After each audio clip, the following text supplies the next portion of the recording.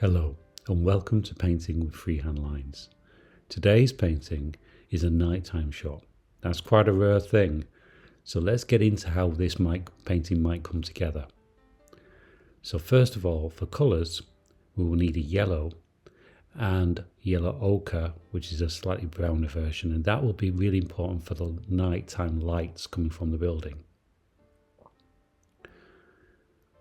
We will have the stone, which will use yellow ochre again, with touches of burnt sienna. That will add a slight redness tone to the painting. After the colours are painted, we will need to darken the shadows, and we will use Payne's grey and burnt umber, a dark brown and a dark blue. Now, as for darks, there's numerous ways of creating them, so we'll just have a little interlude to talk about that.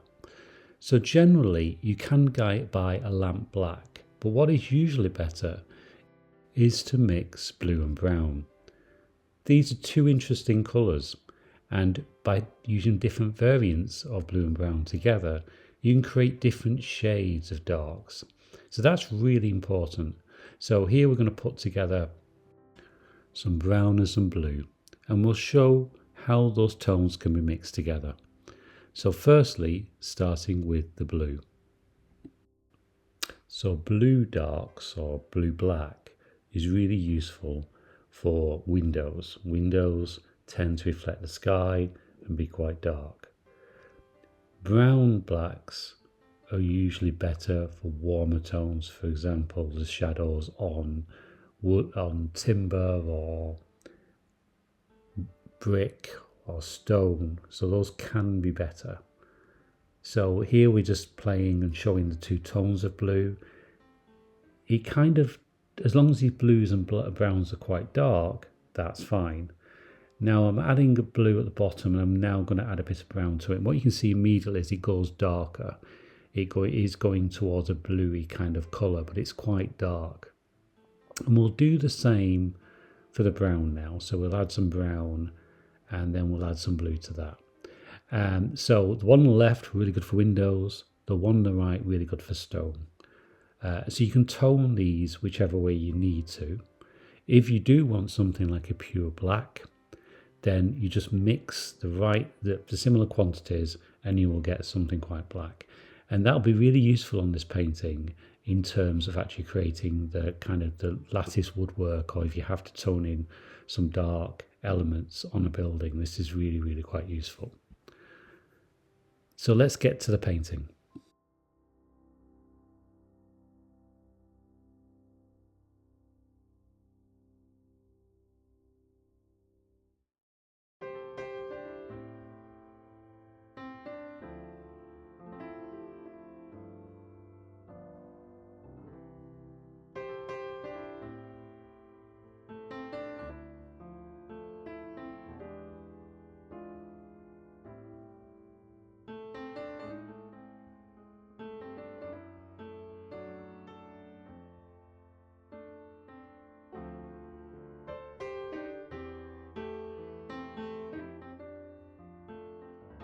Starting with sky, usually I use a light blue for the sky, but this is early evening, and in the evening the sky is a darker blue. It's rarely black. It's usually just a very dark blue. So I'm going to start with a kind of relatively dark blue and just fill the sky with that.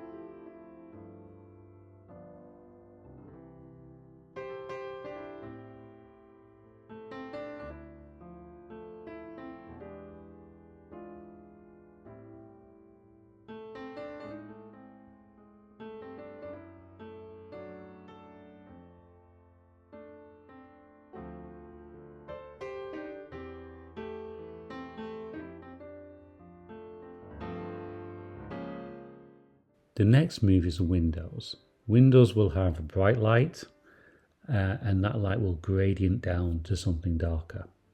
So in terms of the tones here, what I'm going to do is actually start with a yellow ochre, which is a mid-yellow.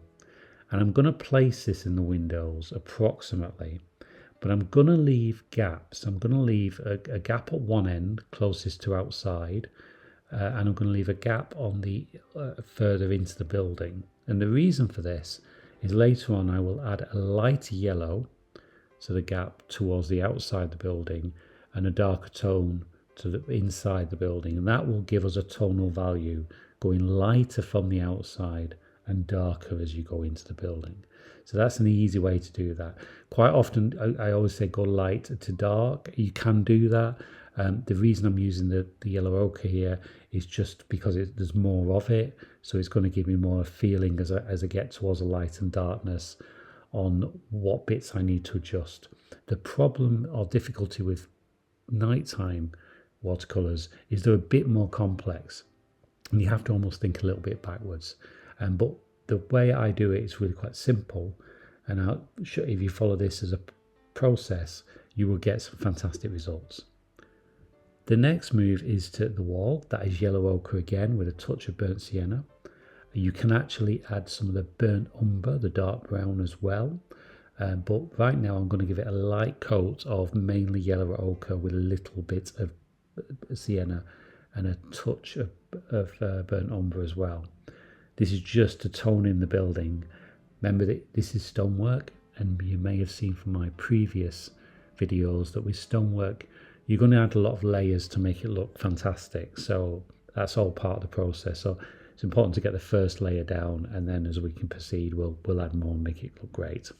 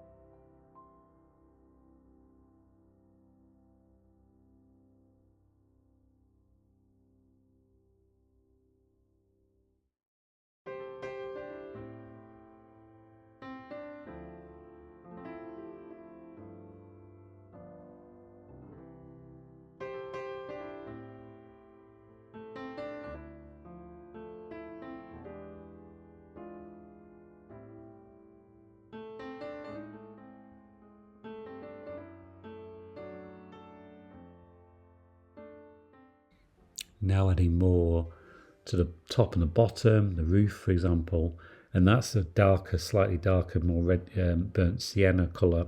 And I'm also taking that opportunity there to add a bit more, another layer to the stonework which is already dried.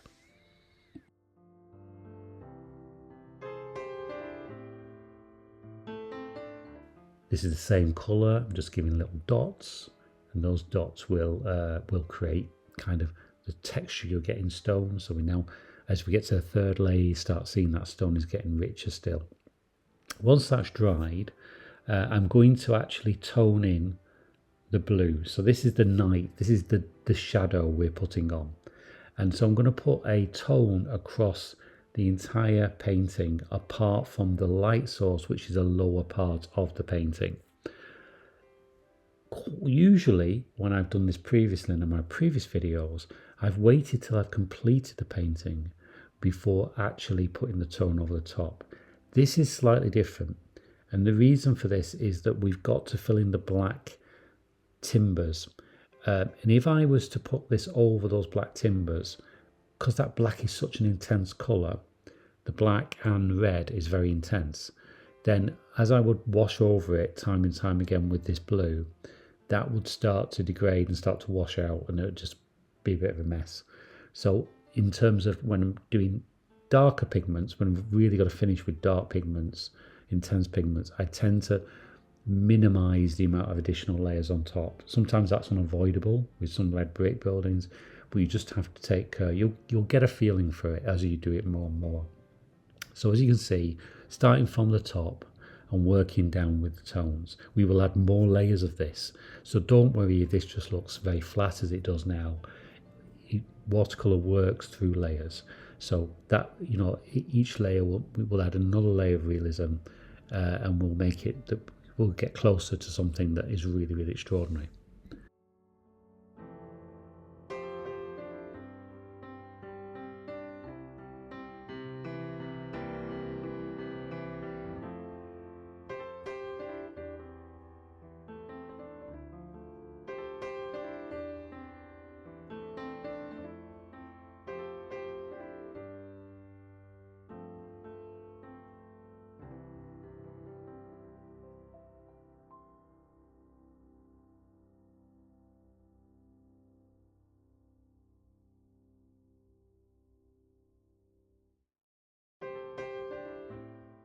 Continuing those shadows now on the opposite side of the wall to the actual light source.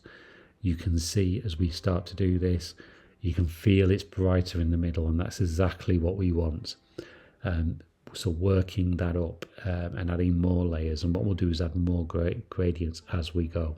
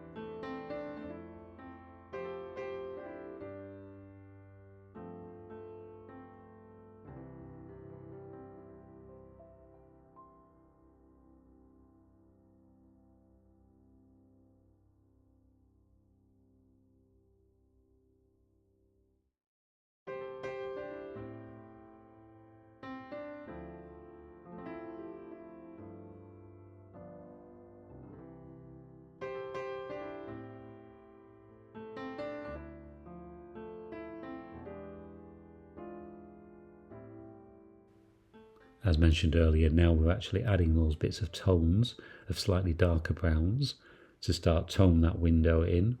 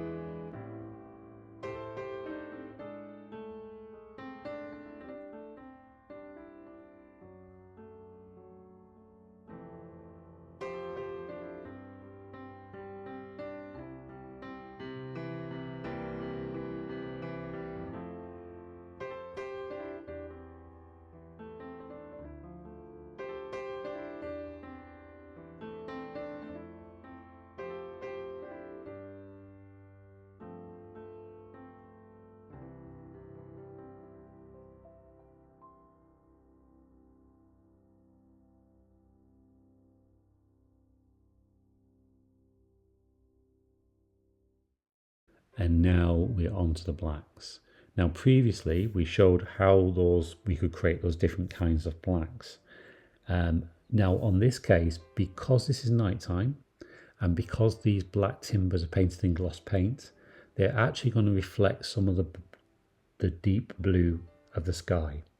So what I've done here is made a relatively bluey kind of dark, and I'm going to take this around and paint all these wood bits. It takes a bit of time, so bear with me. I will also leave a few little gaps on some of the bigger boards where I can actually come back and add a little bit of blue to actually improve the reflectivity of the black. So you'll see that in a moment.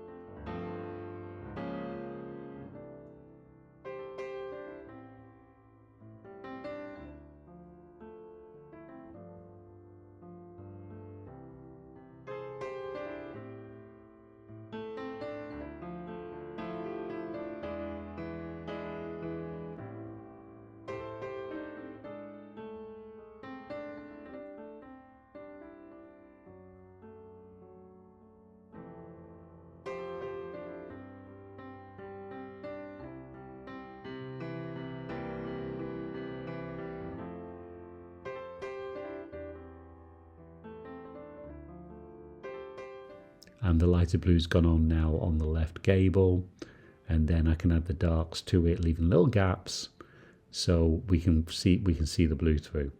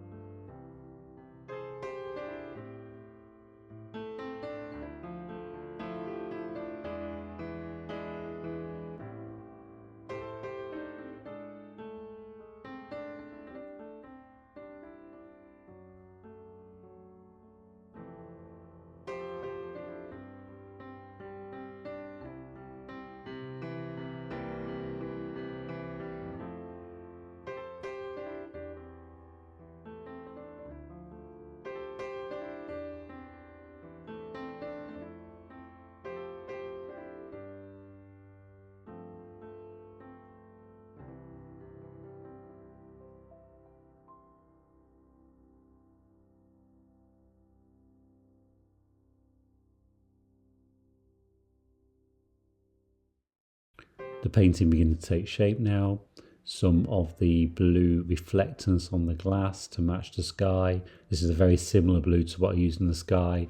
I took that blue and I added a bit more Payne's grey to darken it a little bit, and I've painted that on as well. These things always take a bit of time with the details of the woodwork, but it's well worth getting that detail in. And you can start to see now that the windows do seem like they're shining on the inside. You can see the light fall inside towards a darkened outside.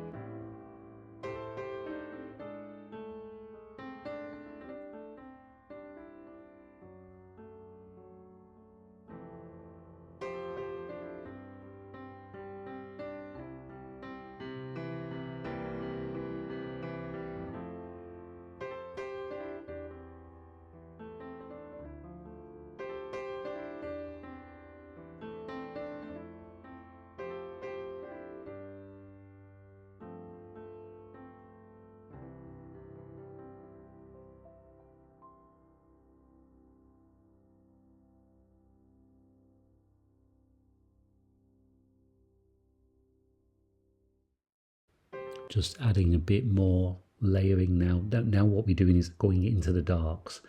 So the painting is, in some respects, is almost finished, we just need to add more and more dark to make the light shine.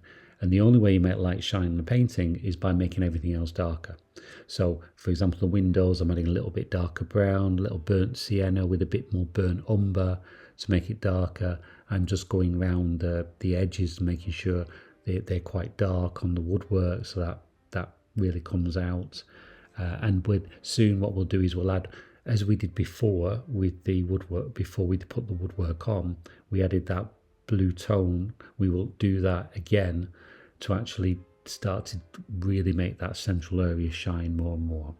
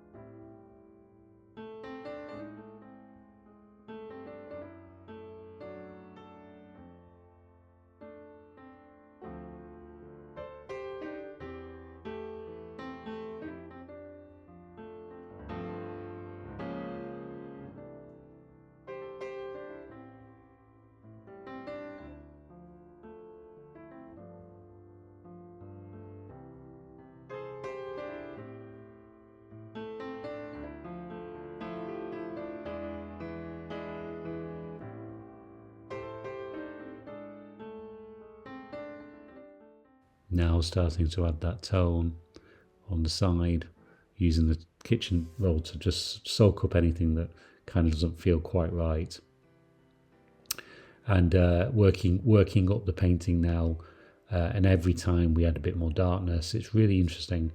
This painting seems to shine more and more. And you can keep going with this approach and make it into really dark night, and it will always look fantastic. So now bringing that shadow on the surface.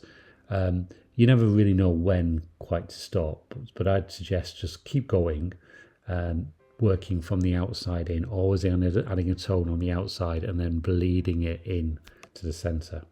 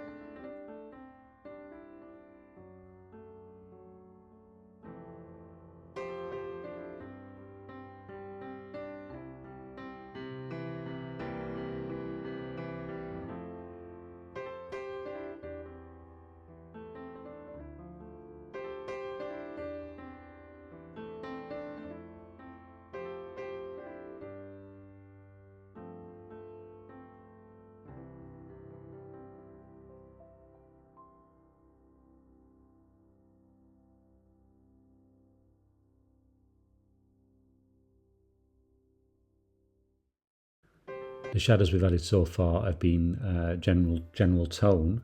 We will also have to add the shadows that are actually on the building, because you still do get light from the sky. So quite often with nighttime renders, you have lights, one light source, which makes it a bit more complex. When the light is coming from one direction, you can do the shadows in one way. When you've got some light fall from above and some light from below, you've got to take notice of the shadows. So because of the light from above as well, we need to get the shadows underneath the eaves of the gables, and also underneath these kind of bracketed areas and on just above the stone, and also the potential to add darkness to the woodwork where it needs it, because there is reflectance to the sky, so you kind of need some dark, some light on that, and you can kind of play around with that. So adding the shadows on now, on the side of the windows, and getting those last mullions in.